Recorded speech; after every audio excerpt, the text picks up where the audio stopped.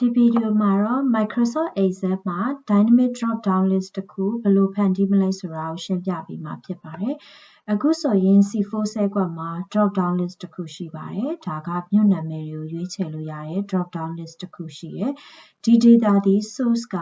list ဆိုတဲ့ sheet ကနေလာတာဖြစ်တယ်။အဲ့တော့အခုချိန်မှာဆိုလို့ရှိရင်မြို့ 3 မြို့နာမည်ကိုမြင်နေရတယ်။အကယ်၍များကိုက source မှာအခြားသောမြို့တစ်ခုထပ်တိုးလိုက်တယ်။ဒါဆိုရင်အဲ့ဒီထပ်တိုးလိုက်တဲ့မြို့သည်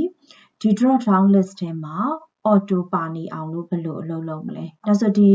drop down list လေးဒီ dynamic ပုံစံဖြစ်သွားမှာဖြစ်ပါတယ်။အဲ့တော့ Excel မှာ dynamic drop down list ဖန်တီးဖို့အတွက်ဆိုလို့ရှိရင်နည်းလမ်းနှစ်ခုအသုံးပြုပြီးတော့ဖန်တီးတဲ့ပုံစံလေးကိုရှင်းပြပေးသွားပါမယ်။ပထမတစ်ခုကကြတော့table feature နဲ့ name manager feature ကိုအသုံးပြုပြီးတော့မှ dynamic drop down list ဖြစ်အောင်လို့ဖန်တီးသွားမှာဖြစ်ပါတယ်။ C4 မှာ drop down list တစ်ခုဖန်တီးဖို့အတွက်ဆိုလို့ရှိရင် data tab ထဲမှာရှိနေတဲ့ data 2 group တွေက data validation feature ကိုအသုံးပြုပြီးတော့အလုပ်လုပ်ရမှာဖြစ်တယ်။သူ့ရဲ့ setting မှာဆိုလို့ရှိရင် list ဆိုတဲ့ criteria ကိုရွေးရမယ်။ပြီးတော့ source မှာကကိုထည့်မဲ့ဒီ source data list ကိုရွေးပြီးတော့အလုပ်လုပ်မယ်ဆိုရင်ဒီ C4 ဆဲကွက်လေးမှာ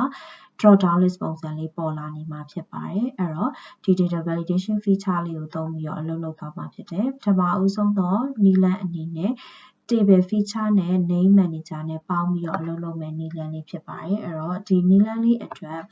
အရင်ဦးဆုံး source list ကိုသွားလိုက်မယ်။ဒီမှာဆိုလို့ရှိရင် city list ရှိနေတယ်ပေါ့နော် city ဆိုတဲ့ header bar အပါ city list လေးရှိနေပါတယ်။အရင်ဦးဆုံးဒီ list ကို table ဖြစ်အောင်လို့ပုံစံပြောင်းပါမယ်။အဲ့တော့ data ကို selection ပေးမယ်။ insert ထဲက table ပြီးခဲ့ရင် my table has header ဆိုတဲ့ချက်ပေါက်လေးကို on လိုက်ပါမယ်။ဒါမှသာလျှင်သူက city ဆိုတာကို header အနေနဲ့သူမှတ်ယူသွားမှာဖြစ်တယ်။ပြီးပြီဆိုတာနဲ့ okay နဲ့ထွက်လိုက်မယ်။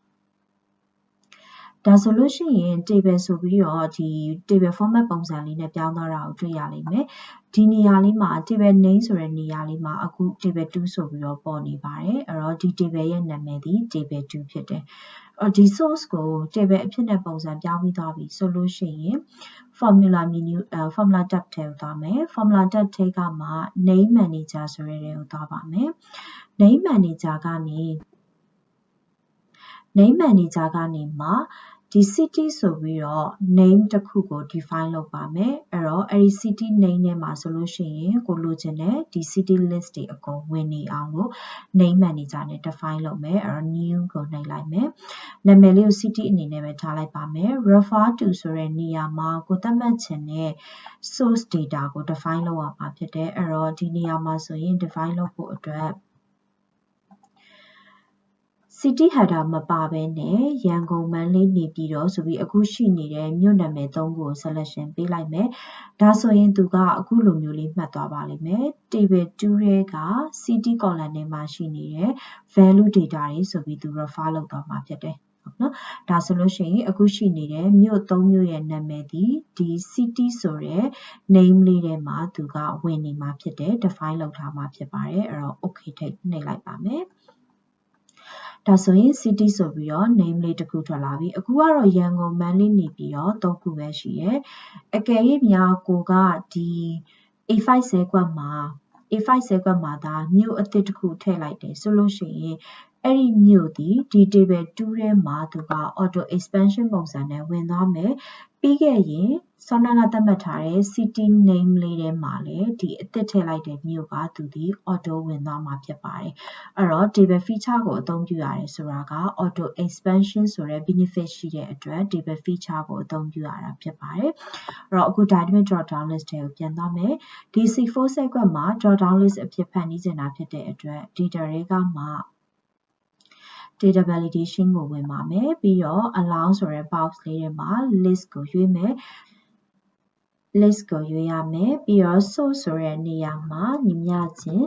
city ဆိုပြီးတော့ကို define လုပ်ထားတဲ့ name manager လေးကိုပြန်ရွေးလိုက်ပါမယ်။ဒါဆိုလို့ရှိရင်ဒီ drop down list ထဲမှာရန်ကုန်မန္တလေးနေပြည်တော်ဆိုပြီးတော့မြို့ 3 မြို့ရှိရဲ့ list လေးကိုတွေ့ရမှာဖြစ်တယ်။အဲ့တော့ကိုက source မှာနောက်ထပ်မြို့တစ်ခုထပ်ထည့်လိုက်မယ်။ပဲခူး။ဒါဆိုရင်ဒီပဲခူးဆိုတဲ့မြို့ဒီ drop down list ထဲမှာဝင်သွားတာကိုတွေ့ရမယ်။နောက်တစ်ခုထပ်ထည့်လိုက်မယ် သိပြီဒါဆိုရင်သိပြီဒါဆိုရင် source list မှာထည့်လိုက်တဲ့မြို့မှန်သမျှသည်ဒီ drop down list ထဲမှာသူကအလိုလျောက်လာပေါ်နေမှာဖြစ်တယ်အဲ့ဒီအတွက်ကိုဒီ data validation ရဲ့ source ဆိုတဲ့နေရာမှာပြန်ပြင်နေစရာမလိုပါဘူးအဲ့တော့ဒါက method 1ဖြစ်ပါတယ် table feature နဲ့ name manager ကိုတွဲအသုံးပြုပြီးတော့မှ dynamic drop down list ဖြစ်အောင်ဖန်တီးတာပါနောက်တစ်ခု method 2ကကြတော့ offset function ကိုအသုံးပြုပြီးတော့မှ dynamic drop down list ဖြစ်အောင်လုပ်ဖန်တီးပါမယ်အဲ့တော့ offset function ကိုအသုံးပြုဖို့အတွက်ဆိုရင်အရင်ဦးဆုံးတော့ offset ရဲ့အလုပ်လုပ်တဲ့ပုံစံအကြောင်းသိရပါမယ် offset ကသူဒီ cell range တစ်ခုကိုသူက return ပြန်ပြီးမှာဖြစ်ပါတယ်အဲ့တော့ offset function ကိုသုံးပြီးတော့ကိုကဘယ် sales range ကိုလိုချင်တာလဲကိုလိုချင်တဲ့ sales range ကို define လုပ်ပေးရမှာဖြစ်တယ်အဲ့တော့ offset function အတွက်အသုံးပြုဖို့အတွက်လိုအပ်တဲ့ argument က5ခုရှိပါတယ်ပထမဆုံး first argument အနေနဲ့ကတော့ reference sales ကို point ထားအောင်မှာဖြစ်တယ်အဲ့တော့ဘယ် reference sales ကို point ထားမှာလဲအဲ့ဒီ reference sales ကနေမှဒါဒီ first argument မှာ second argument ကကြတော့ row ဒီ reference ထောက်ထားတဲ့ဆဲခွက်ကနေမှဘယ်နှ row မြောက်က data ကိုစပြီးလိုချင်တာလဲဒါက row ကိုပြောတာဖြစ်တယ်နောက်တတိယ argument ကကြတော့ column ကကြတော့ reference ထောက်ထားတဲ့ဆဲခွက်ကနေမှဘယ်နှ column မြောက်က data ကိုစပြီးဆွဲထုတ်ချင်တာလဲအဲ့တော့ဒီ second argument နဲ့ third argument ကကြတော့ကိုဆွဲထုတ်မဲ့ range ထဲ cell range ကမှစမှတ်ကို define လုပ်ပေးတာဖြစ်ပါတယ်နောက် fourth argument ကကြတော့ height ကကြတော့ row ဘယ်နှခုကိုဆွဲထုတ်မှာလဲဆိုတာ define လုပ်ပေးရတယ်နောက်ဆုံး argument width ကကြတော့ column ဘယ်နှခုကိုဆွဲထုတ်မှာလဲဆိုပြီးတော့ define လုပ်ပေးရမှာဖြစ်တယ်အဲ့တော့ offset function သုံးဖို့အတွက်ဆိုလို့ရှိရင်အခုလိုမျိုး argument 5ခုလိုပါတယ် argument 5ခုထဲမှာ data ထည့်ပြီးသွားတော့မှကိုယ့်ရဲ့ cell range လေးကို data return ပြန်လာအောင်လို့ရေးပေးရမှာဖြစ်ပါတယ်အဲ့တော့data တွေကမှ data validation လေးကိုအသုံးပြုမယ်ပြီးတော့ list ကိုရွေးမယ်ဒီနေရာမှာ offset သုံးပြီးတော့ရေးပါမယ်ညီမျှခြင်း offset အဲ့တော့ပထမဦးဆုံး argument ဒီ cell reference ကို point ထားအောင်မှာဖြစ်ပါတယ်အဲ့တော့ကို point ထားမယ် sales reference ဒီ list ထဲမှာရှိပါတယ် list ထဲကA1 list ရှိတဲ့အခါမှာ A1 ဆဲခွက်ကနေစပြီးတော့point ထောက်မယ်ပြီးရင် second argument ကကြတော့အဲ့ဒီ point ထောက်ထားတဲ့ဆဲခွက်ကနေမှဘယ်နှ row မြောက် data ကနေစထုတ်ချင်တာလဲအဲ့တော့ကိုစထုတ်ချင်တာဒီ city ဆိုပြီးရေးထားတဲ့ A1 ဆဲခွက်ပြီးသွားပြီဆိုလို့ရှိရင်ပထမဦးဆုံး row ဒီပထမဆုံး row ကနေစပြီးဆွဲထုတ်ချင်တယ်ဆိုတော့1လို့ထည့်လိုက်ပါမယ်နောက် third argument ကကြတော့ column ဘယ်နှ column မြောက်ကနေစဆွဲထုတ်ချင်တာလဲအဲ့တော့ reference ထောက်ထားတာဒီ A1 ဆဲခွက်ဖြစ်ပါတယ် A1 ဆဲခွက်ကနေစပြီးတော့ column ဘယ်နှ column လဲဆိုတော့လက်ရှိရှိနေတဲ့ A1 ဆဲခွက်ကနေပဲ A1 ဆဲခွက်ရှိနေတဲ့ column ကနေပဲစပြီးဆွဲထုတ်ချင်တာဖြစ်တဲ့အတွက်0လို့ထည့်လိုက်မယ်မဟုတ်လို့က A1 ဆဲခွက်ပြီးသွားပြီဆိုရင်နောက်တခြားတစ် column သူ့အနောက်မှာရှိနေတဲ့ column ကနေစဆွဲထုတ်ချင်တယ်ဆိုတော့1ဖြစ်ရမယ်အခုကတော့သူရှိနေတဲ့ column နေပဲစဆွဲထုတ်ချင်တာဖြစ်တဲ့အတွက်0ပြီးရင်ဒီနေရာမှာက height ပါ height ကကြတော့သူက row ဘယ်နှကြောင်းဆွဲထုတ်ချင်တာလဲအဲ့တော့ dynamic list လေးဖြစ်ဖို့အတွက်ဆိုလို့ရှိရင်ဒီနေရာလေးကအသက်ပါအဲ့တော့ row ဘယ်နှခုဆွဲထုတ်ချင်တာလဲအခုကတော့ကိုဆွဲထုတ်ချင်တဲ့ row က1 2 3 4 5 6ခုကိုဆွဲထုတ်ချင်တာအဲ့တော့အခုအနေထားမှာဒါ6ခုဖြစ်နေတာအကယ်၍များမြို့အသစ်တွေဝင်လာတယ်ဆိုလို့ရှိရင်သူ့ရဲ့ row အရေအတွက်ကတိုးသွားမှာဖြစ်တယ်အဲ့တော့အဲ့ဒီတိုးလာတဲ့ row အရေအတွက်တိုင်းဒီမှာဝင်လာဖို့အတွက်ဆိုရင် count a ဆိုတဲ့ function လေးကိုသုံးပါမယ်အဲဒီ count a function ဒီ a column တစ်ခုလုံးကိုသူက